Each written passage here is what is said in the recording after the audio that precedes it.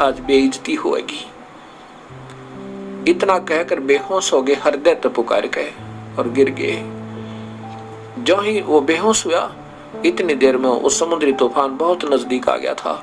वहीं का वहीं एकदम ऐसे नीचे हो गया जैसे समुद्र में हलचल भी नहीं है। बोलो कबीर परमेश्वर की जय। अब क्या होता है कि मंदिर बनकर तैयार हो जाता है और कबीर साहब वो परमेश्वर अपने उस चबूतरे पर, चौरे पर जाकर बैठ जाते हैं और समुद्र की तरफ ऐसे कर लेते हैं।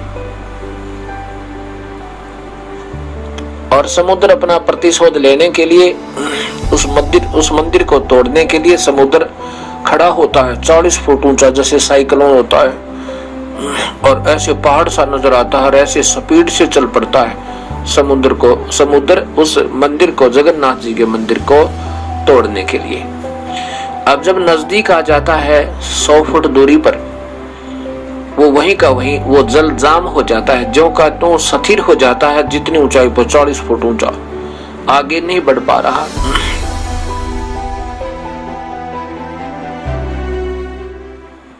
एक बहुत भयंकर साइक्लोन समुद्र के अंदर खड़ा हो गया।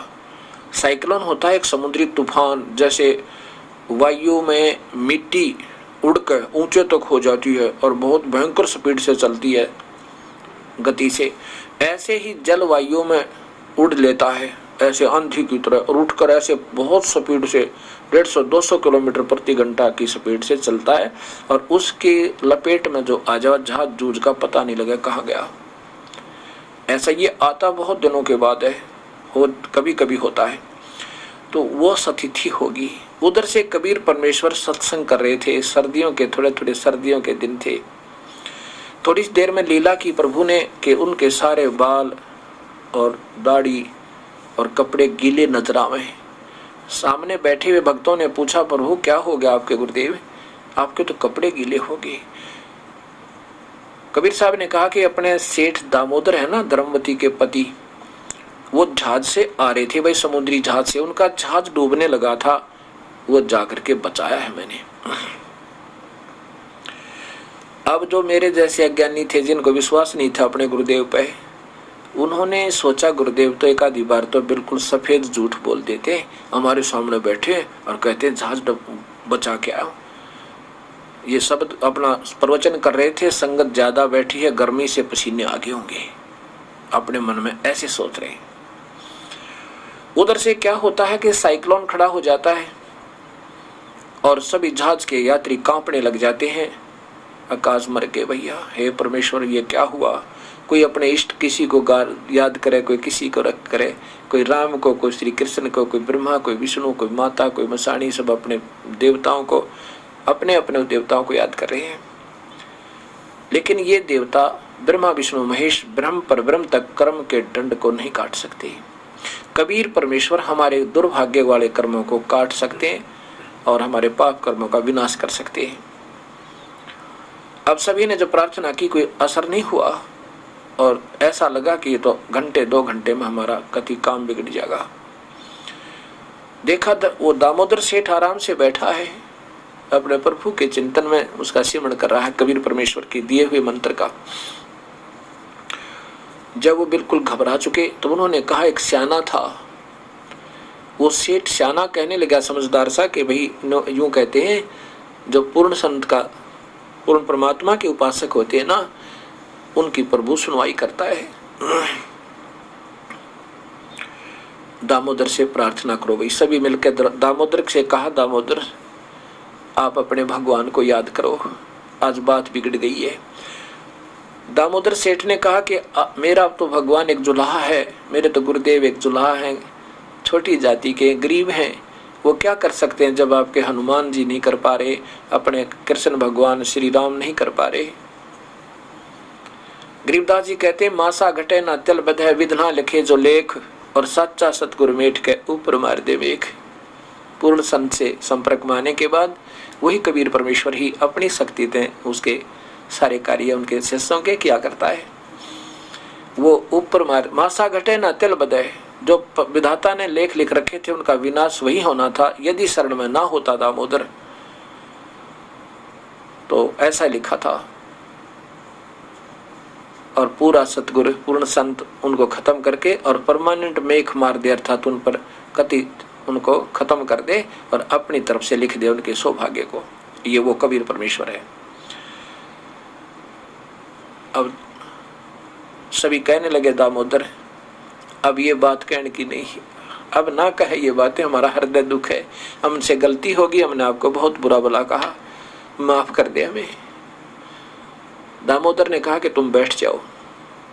वो बैठ गए। वो कहने लगे बैठा नहीं जाता, कैसे बैठ जाए? अब बैठ जाओ, बैठ जाओ, प्रभु पर विश्वास रखो, अपने कबीर परमेश्वर पे, उस पूर्ण ब्रह्म पे। दामोदर खड़ा हुआ और कहा हे परवरदिगार, मैंने आपके गुण बहुत गा दिए इनके सामने और मैंने बड़ी महिमा गाई आपकी कि मेरे भगवान ये कर देते हैं, मेरे दाता ये कर देते हैं। आप समर्थ हो, कोई शक नहीं, आपके गुणों से मैं परिचित हो चुका हूँ। प्रभु हो सकता है इस मुझ जैसे तुच्छ जीव की इतने पिछले जन्मों की ये बहुत ज़्यादा खराब किस्मत हो, ऐसे बुरे कर्म मेरे हों दाता कि आपके चरणों में भी मेरी सुरक्षा ना होनी हो और मेरी मृत्यु ऐसे लिखी हो। हे मालिक, मुझ नीच के कारण मेरे भगवान की बेइज्जती होगी, दाता आज रक्षा कर दो, आज रक्षा कर लो और बाद में चाहे मुझे कुत्त्याड़ी मौत मार देना, मैं तैयार हूँ मालिक। मेरे कारण आपकी आज बेइज्जती होगी। इतना कहकर बेहोश हो गए, हृदय तो पुकार गए और गिर गए।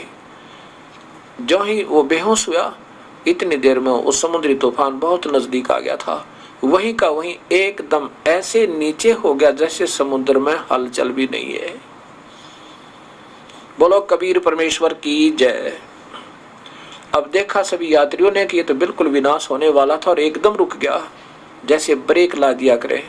ब्रेक में भी गाड़ी कुछ थोड़ी बहुत जा सकती है 20, 30, 50 फुट, लेकिन वहीं का वहीं रुक गया। और सब ने दामोदर सेठ को होश में लाए, उसके छींटे लगाए पानी के और कहा दामोदर आज रक्षा कर दी आपके भगवान ने हम सब प्राणियों की। उसको कंधे पर बैठा लिया दामोदर को और कहता बोलो दामोदर की जय। दामोदर सेठ ने कहा कि नहीं, जय बोलो मेरे कबीर भगवान की जिसने आज हमें जीवन दान दिया। सभी यात्रियों ने कहा कि हम चलकर आज नाम लेकर ही घर में जाएंगे, नहीं तो हम नहीं जाएंगे। और आज तक प्रमाण है जगन्नाथ जी के मंदिर में मूर्ति पूजा नहीं है। मूर्ति रखी जरूर है और वो भी उनके न चाहते हुए रखना चाहा था, भगवान के आदेश के विरुद्ध रखना चाहा था, तो मूर्ति के हाथ नहीं बने थे, हाथ और पैर दोनों अधूरे रह गए थे। इंद्र दमन जी की पत्नी वो और भी श्रद्धालु थी, कहने लगी कि आपके तो भाग्य उदय हो गए। स्वयं प्रभु ने आके आपसे कहा है इससे बढ़िया सुअवसर अपन को कब मिलेगा, और लगा दे भगवान के नाम पर जी खोल कर पैसा, कति दिल खोल कर खूब अच्छा सुंदर बनवाना महल। भगवान का मंदिर, मंदिर का अर्थ महल होता है, घर होता है, लंबा चौड़ा घर, जिसको अंग्रेजी में पैलेस कहते हैं। अब इंद्र दमन ने कारीगर बुलवाए, वो स्थान दिखाया और कंस्ट्रक्शन शुरू होगी, मंदिर बनाना प्रारंभ हुआ। मंदिर बन चुका और वो मंदिर जब बन चुका तो कुछ दिन के बाद उसमें उस मूर्ति पूजा की तैयारी करनी थी। उससे पहले ही एक समुद्री तूफान उठा और उस मंदिर का नाम और निशान मिटा दिया। निशान भी नहीं रहा कि यहाँ पर कोई मंदिर कभी प्रारंभ हुआ था। अब राजा ने कुछ दिनों के बाद फिर बनवाया, वो फिर ऐसे साइक्लोन ने, समुद्री तूफान ने तोड़ दिया। तीसरी बार फिर बनाया। ऐसा सुना है कि पहले भी उनके इंद्र दमन के पूर्वजों ने बनाने की चेष्टा की थी, लेकिन वो भी ऐसे ही मंदिर ने तोड़ दिया था। तब उसको पता चला इंद्र दमन ने कि तेरे पूर्वजों ने भी कोशिश की थी और ये मंदिर नहीं बन पाया था। 6 बार 5 बार ऐसे इंद्र दमन के समय भी टूट गया। अब हताश होकर बैठ गया, आगे भी ये मंदिर नहीं बन सकता, क्योंकि हमारे पूर्वजों से भी नहीं बन पा रहा था। काफी वर्षों से लग रहे थे, जब भी जैसे जिसको आदेश होता था प्रभु का, लेकिन ये मंदिर बन नहीं पा रहा था। तो जब उसको पता चला कि वास्तव में ये तो मंदिर को समुद्र नहीं बनने देता, हताश होकर के इंद्रदमन बैठ गया। वो कबीर परमेश्वर, अब यहाँ आपके मन में ये आओगी कि कबीर साहब फिर मंदिर बनवाते थे तो अब मंदिर की पूजा में को मना भी करते थे। कबीर साहब मंदिर नहीं बनवाते थे। काल ने जब कबीर साहब जोगजीत रूप में आए थे इस मृत लोक में, काल के लोक में, उसमें वचनबद्ध किया था कि हे प्रभु मेरा एक कार्य और करना। मेरा अंश अवतार श्री कृष्ण विष्णु एक मंदिर बनवाना चाहेगा, एक महल बनवाना चाहेगा समुद्र के किनारे, और समुद्र अपनी प्रतिष्ठा का बदला लेने के लिए, अपने अपमान का बदला लेने के लिए वो नहीं बनने देगा। तब कबीर साहब ने कहा था ठीक है, मंदिर नहीं होगा, उसमें कुछ सत्य ज्ञान प्रचार करेंगे और मूर्ति नहीं रखेंगे तो बनवाने दूंगा, मैं सहयोग दे दूंगा, रोक दूंगा समुद्र ने, और नहीं तो मैं नहीं रोकूंगा, मैं नहीं बनने दूंगा। ऐसा ही कहा सतगुरु ने कि कबीर परमेश्वर ने कि इसमें मूर्ति मत रखना। तो ऐसे ही भगवान श्री कृष्ण ने इंद्रदमन को आदेश दिया था कि इसमें मूर्ति पूजा नहीं होनी चाहिए, केवल गीता जी का ज्ञान यानी सदग्रंथ का ज्ञान हो, कोई विद्वान पुरुष बिठाना। ऐसा ही हुआ था, ऐसा ही प्रारंभ, ऐसा प्रॉमिस यानी वायदा होने पर ये मंदिर बनवाना प्रारंभ हुआ था। तो कबीर साहब पहुंचे इंद्रदमन के पास एक वृद्ध रूप बना के, मतलब अलग से रूप बना के। इंद्रदमन से कहा कि इंद्रदमन अब तो मंदिर बनवा दे और इस मंदिर को मैं रोक दूंगा, ये समुद्र को मैं रोक दूंगा, ये मंदिर बन जाएगा। अब समुद्र नहीं तोड़ेगा इसको। इंद्रदमन कहने लगा महात्मा जी आपकी बात को मैं सिरोधार्य करता हूँ, आपका सत्कार करता हूँ, लेकिन मेरी समर्थता नहीं रही, मेरे पास वित्त भी नहीं रहा, और साथ में ये समुद्र नहीं बनने देगा मालिक। 6 बार मैं अपने हाथों इतना प्यार से बनवा चुका हूँ, अब मेरा दिल नहीं मानता, अक्षमा करना, मैं अब मंदिर नहीं बनवाऊंगा। भगवान प्रभु कबीर परमेश्वर कहने लगे इंद्रदमन अगर तुम्हारी सलाह बने मंदिर बनवाने की तो मैं वहां मिलूंगा, अपना स्थान बता दिया, ऐसे उस स्थान पर मिलूंगा, मुझे पता दे देना, मैं आ जाऊंगा। सोपन में रात्रि के समय भगवान श्री कृष्ण फिर दर्शन देते हैं इंद्रदमन राजा को, उड़ीसा के राजा को, और कहा कि इंद्रदमन जो तेरे पास वो संत आया था, वो परमात्मा समझो, वो साधु जो तेरे पास महात्मा आए थे वो परमेश्वर है भाई, उनमें परम शक्ति है, वो जो चाहे सो कर सकते हैं, उनको ढूंढ के प्रार्थना कर लो, ये मंदिर बन जाएगा।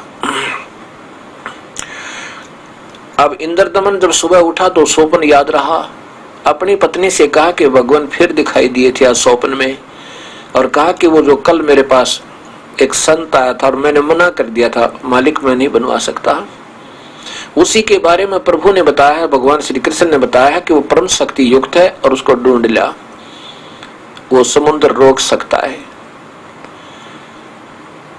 अब इंद्रदमन कहने लगा कि समस्या एक और आ गई, भगतमती अपनी रानी को कहता है कि रानी एक समस्या और आ गई मेरे ऊपर। रानी ने पूछा क्या आई, कि अब पैसा नहीं रहा खजाने में, काम चलाने के लिए राजकाज ही मुश्किल से चल पा रहा है, अब कैसे बनवाऊं, भगवान के आदेश को मैं रोक नहीं सकता और वित्त मेरे पास रहा नहीं। तब उसकी पत्नी ने कहा कि मेरे गहने ले जा, लेकिन यू काम अधूरा मत छोड़, जब भगवान आदेश हो गया। रानी ने अपने गहने दे दिए, 1 लाख 2 लाख 4 लाख के जिसे भी थे, उसमें ऐसी थोड़ी कीमत में सब कुछ बन जाता था। कुछ खजाने से पैसा लिया, रानी के गहने से बेचकर वो काम चलाया और वो मंदिर।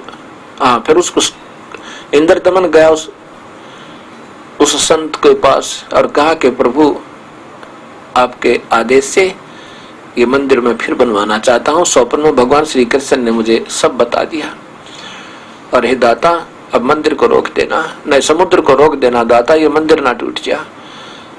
भगवान कबीर साहब ने कहा कि नहीं, अब ये समुद्र इस मंदिर को कभी नहीं तोड़ सकता।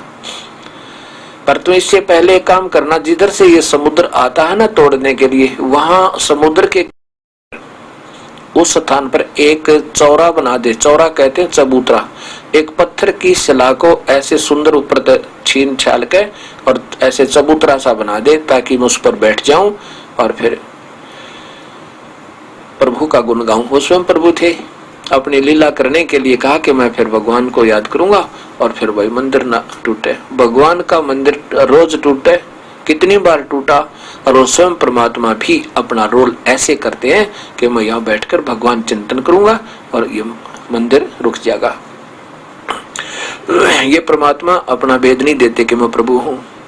गुरु नानक देव जी ने कहा था कि भाई सूरत मलुक की वेश, ए ठगवाड़ा ठगी देश, खरा सियाणा बहुते बार, ये धानक रूप रहा करतार।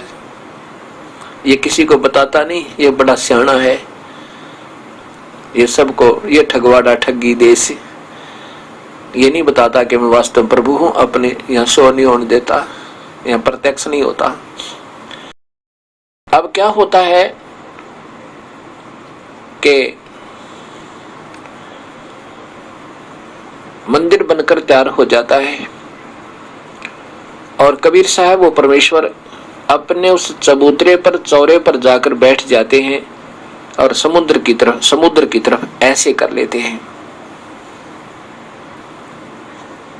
और समुद्र अपना प्रतिशोध लेने के लिए उस मंदिर को तोड़ने के लिए समुद्र खड़ा होता है 40 फुट ऊंचा, जैसे साइक्लोन होता है, और ऐसे पहाड़ सा नजर आता है और ऐसे स्पीड से चल पड़ता है समुद्र उस मंदिर को, जगन्नाथ जी के मंदिर को तोड़ने के लिए। अब जब नजदीक आ जाता है 100 फुट दूरी पर, वो वहीं का वहीं वो जल जाम हो जाता है, जो का तो स्थिर हो जाता है, जितनी ऊंचाई पर 40 फुट ऊंचा, आगे नहीं बढ़ पा रहा। अब समुद्र एक विपर रूप बनाकर, ब्राह्मण का रूप बनाकर बाहर आया और कबीर परमेश्वर जो बैठे थे अपने चौरा पर, चबूतरा पे, उसके सामने हाथ जोड़कर कहता, प्रभु मुझे रास्ता दे दो आगे जाने को। कबीर साहब ने पूछा, क्या करेगा तू, कहां जा रहा है? कि मैं इस मंदिर को तोड़ के आऊंगा। कबीर साहब ने कहा, क्यों भाई, क्यों तोड़ रहा मंदिर में? इसमें तो विद्वान पुरुष रहा करेंगे, इसमें गीता जी का ज्ञान होगा, प्रभु की व्याख्या की जाया करेगी, कलयुग में उद्धार होगा, जो यहाँ सत्य भक्ति प्रचार होगा, कोई वो ब्रह्म साधना बताने वाला कोई संत रहा करेगा, क्यों तोड़ रहा भाई तू? तब समुद्र ने कहा कि इसने, श्री कृष्ण ने, श्री राम रूप में, ये विष्णु ने मेरे साथ बदतमीजी की थी जब लंका पर धावा बोलना था और मेरे ऊपर से पुल बांधा था, जबरदस्ती मेरे को तीर दिखाकर, अग्नि बाण दिखाकर मुझे शूद्र और नीच कहा था कि लातों के भूत बातों से नहीं मानते, लक्ष्मण मेरा अग्नि बाण दे, इस समुद्र को फूकूंगा। मुझे डराया था, मुझे धमकाया था, मुझे शूद्र कहा था, और मैं इसका बदला लूंगा। मैं इसको अपनी छाती पर, अपने किनारे पर इसका मंदिर नहीं बनने दूंगा। और पहले भी मैंने कई बार तोड़ दिया इसका। कबीर साहब ने कहा कि नादान साधु और ऐसे नहीं करते, आप तो अच्छी आत्मा हो, ये तो अच्छा स्थान बन गया, यहाँ पर सत्संग हुआ करेगा, कोई मूर्ति पूजा नहीं होगी इसमें, और इसको बनने दे। समुद्र कहने लगा, नहीं प्रभु आप हट जाओ। कबीर साहब ने कहा कि जा, फिर नहीं मानता है तो जाओ। तब समुद्र ने कहा कि प्रभु आपकी समर्थता के सामने अब मेरे से तस से मस नहीं हुआ जा रहा, मैं आगे नहीं बढ़ पा रहा हूं, आप रास्ता दे दो। कबीर साहब ने कहा बिल्कुल नहीं। तो फिर कहा कि जी मेरे को इसका बदला दिलाओ, क्योंकि यहाँ पर बदला जरूर लेते हैं इंसान, ये हमारे अंदर एक और विशेष यहाँ की प्रेरणा रहती है। कबीर साहब ने कहा कि ऐसे कर, वो द्वारका तूने डबोत ली पहले, इसकी श्री कृष्ण की वो द्वारका तूने पहले भी तो खत्म कर दी थी, जब यादों का विनाश हुआ था, श्री कृष्ण की मृत्यु हो गई थी तीर लगने तक, तूने डबो तो लिया था। तो उसने कहा समुद्र ने कि अभी भी कुछ अंश बकाया रह गया था, अब भी बकाया रहता है उसमें काफी हिस्सा। तब कबीर साहब ने कहा कि अब उसने तू और डबो ले, पर इधर नहीं आ सकता पुत्र, चाहे तू डबो चाहे मत डबो, उसका बदला ले चाहे मत ले, अब तू इधर नहीं आ सकता। और कान खोल के सुन ले, यदि आज के बाद तू इधर आ गया ना इस मंदिर के आसपास, तो मेरे से बुरा नहीं होगा। हाथ जोड़ के कान पकड़ के समुद्र चलाएगा, प्रभु आपके सामने किसकी पार बसावे।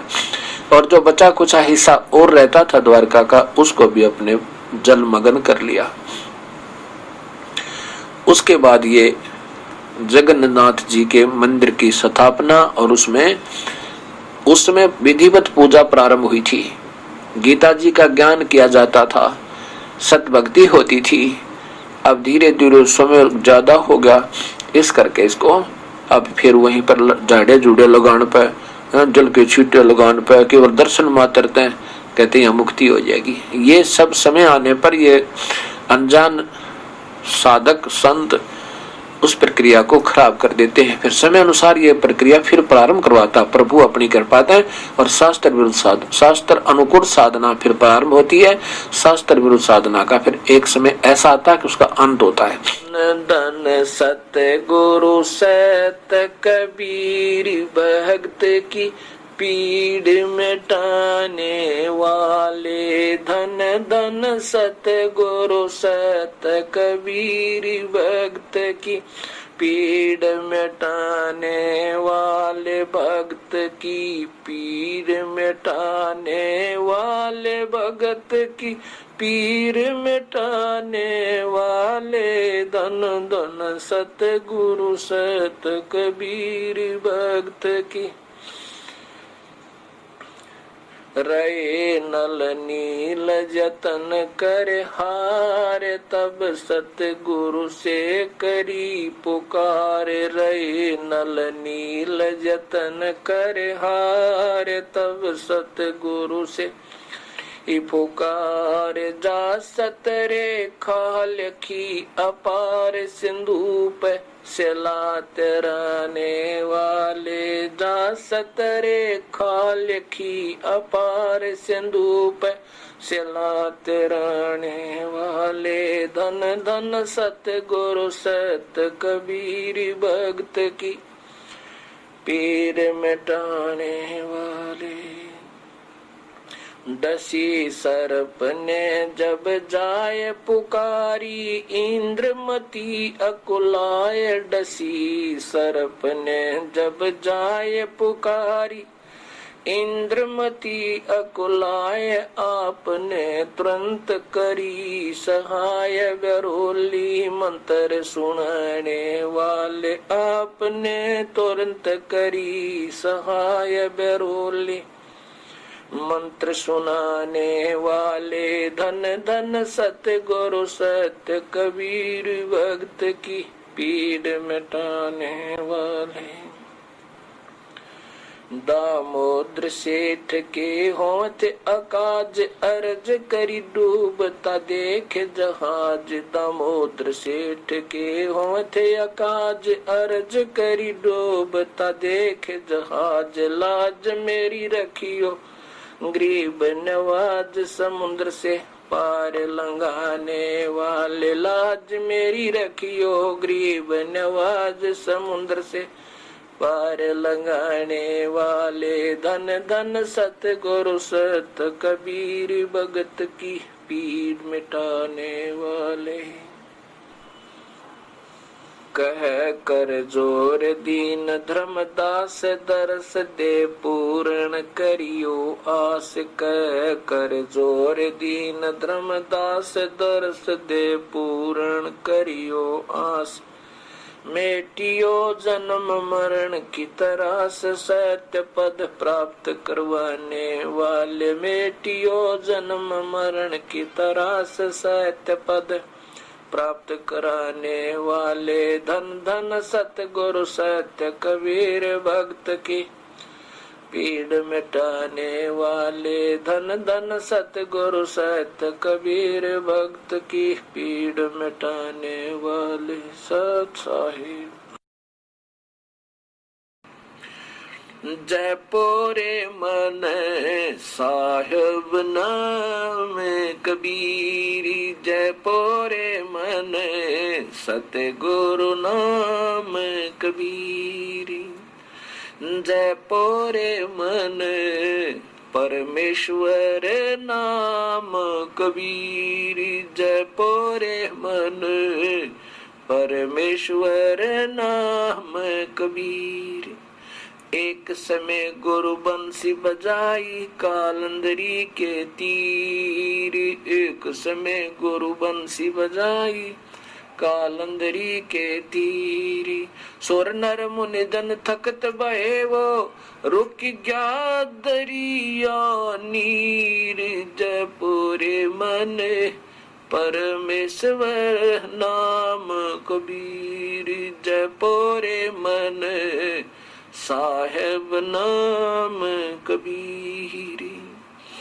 काशी तज गुरु मगहर आए दो दीन के पीर, काशी तज गुरु मगहर आए दो दीन के पीरी, कोई गाड़े कोई अग्न जरावे, कति नेक न धरते धीर, जयपुरे मन साहेब नाम कबीरी। चार दाग से सतगुरु न्यारे, अजरो अमर शरीर, चार दाग से न्यारे सतगुरु ढूंढा न पाया शरीर, दास मलूक सलूक कहते हैं खोजो हो खसम कबीर, जयपुरे मन साहेब नाम कबीर, जयपुरे मन परमेश्वर नाम कबीर।